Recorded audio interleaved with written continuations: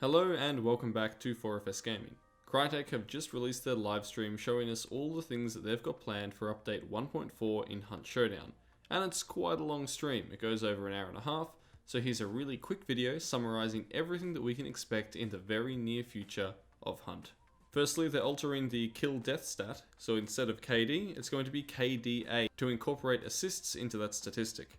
They're also going to give you the option in settings to opt out of stats entirely, in which case you won't be able to see the leaderboards, you won't be able to be seen on the leaderboards, you won't be able to see stats on death screens, and people won't be able to see your stats on death screens. There will also be a penalty for leaving random partners. If you leave a random partner that you've been matched with, then you're going to have to wait 15 seconds before searching again. If you do it again, then you're going to have to wait 30 seconds, and again, then you're going to have to wait 60 seconds, and so on, to discourage people leaving players who are inexperienced. In the future, there's also going to be a mentor system to encourage experienced hunters to team up with newer hunters, which is going to be really great for the health of the game. They will be adding a Japanese localization, so if you speak Japanese, that's good news for you. We'll also finally get that in-game news feed up and running, so you won't have to search around the Discord and the internet for news updates, it'll be shown to you in-game. Now let's move on to the bigger gameplay changes. They're adding a scalable damage effect for poison, bleed, and fire, really reworking how these three status effects work. Let's first look at rending or bleed damage. It'll have three tiers: light, medium, and intense. Medium is similar to what we have now, and on the lower and upper ends, it really just impacts the rate at which you lose health to bleed, and it also impacts the time it takes for you to bandage to stop the bleeding. Note that this doesn't affect the time it takes to use a vitality shot or a medkit to instantly stop the bleeding. The more times you get hit by a rending weapon, or a rending attack such as dogs, the faster this is going to ramp up to the most intense level. Due to this, they've also reworked the bloodless trait. Its new effect is that it caps you at tier 1 bleeding. You can never go beyond that lowest intensity with bloodless on a hunter. They're also removing bleed from shotguns. Now I don't think this is a huge nerf because shotguns didn't really bleed that reliably anyway. This has really been done so they can add different types of ammo in a future update, some of which I'm sure will allow shotguns to continue bleeding. As for fire, it's the same thing, light, medium, and intense. Light fire damage doesn't continually burn you, it just does a little bit of damage to your health chunk that will take a while to regenerate. Medium fire damage is like what we have now, and intense fire damage burns faster. If you don't put out fire when it's burning you, the fire will escalate and eventually end up in that highest tier. They're also reworking the Hellfire bomb. It will no longer be doing any explosive damage. Instead, when it hits you, it'll instantly deal 25 fire damage, so if you've got a small chunk, it'll be gone instantly, and then you'll still be set on fire. I think this is overall a nerf for the Hellfire because that extra damage from the explosion was really what made it great. They're also reworking the Salve skin to reduce the damage you take from fire and the rate that you burn by 25%. This also applies when you're down, so it gives your partners a little bit of extra time to come and revive you when you're burning. Now for poison. Again, we've got those three tiers. At the highest level, poison will stick around for around 20 seconds and the screen effect will be very strong. At the weakest level, it'll only exist for around 3 seconds and the screen effect will be quite light.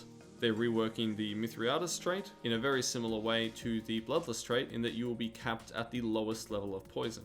But it will cost 3 more trait points, going up to 5. They're changing the weak antidote shot to last for 30 minutes instead of 6 minutes, and they're increasing the prices of the antidote shots for $55 for the normal antidote shot and $25 for the weak antidote shot. They're also adding a poison trip mine, which can poison people when they run through it, but it's kind of like a puff and gone situation, so it won't stick around for ages like a poison bomb cloud. These different tiers have been added in so that they can add an extra level to balancing different weapons and pieces of equipment. For example, the flare pistol is going to instantly take something to high intensity fire when it hits them, and it also opens the way for adding several different ammo types in a future update. Another one of the really big changes coming in 1.4 is the Serpent trait. Now this allows you to do two things. It allows you to gather a clue remotely by using a lengthy animation. You'll be able to pick up and investigate a clue from a distance. And it allows you to do the same thing with bounty. And you can do that through walls as long as it's underground and not actually being held by a living player. This is supposed to reduce clue camping and also people who kill the boss and then hide inside the boss lair with shotguns without picking it up. In theory, I as an external player could walk up, channel my Serpent ability and pick up that bounty without ever going inside. Of course, it's a long animation and it'll make a distinctive noise, so those defenders will have time to just pick up the bounty off the ground, but then at least I know they're in there. They're also allowing you to regain a second of Dark Sight boost if you have bounty, when you loot a player that's on the ground. So if there's a lootable player and you have Dark Sight Boost, you can recover 1 second that you've lost previously. There's really not much balance changes for equipment. The Romero hand cannon and the Romero hatchet are both getting a very slight range buff. It's not going to be much, but it'll help a little bit to make them more reliable. The choke bomb's also getting a little bit of a rework. It'll last twice as long, and it'll be able to disperse clouds of poison. There's also going to be some minor audio changes.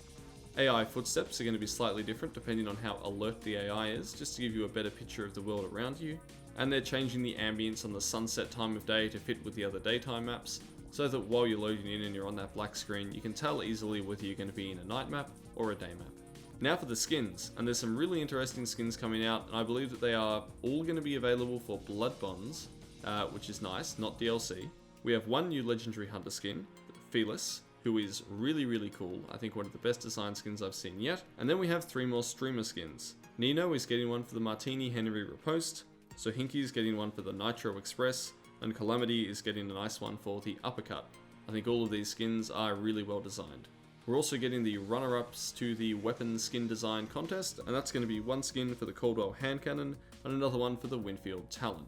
This is not a huge update in terms of content, but there are some really important changes. If you want to check out everything and the in-depth discussion that's going on about this update, you should check out the original live stream that the devs did. It is quite long, but I'll link it in the description below. And remember that this stuff isn't even on the test server as of me making this video. So some of it's going to change, the specifics aren't nailed down, but in general, I think we can expect all of these things to be coming reasonably soon to PC, and as usual, it's going to take a little bit longer on console. Thank you so much for watching. This is Ascendance from 4FS Gaming.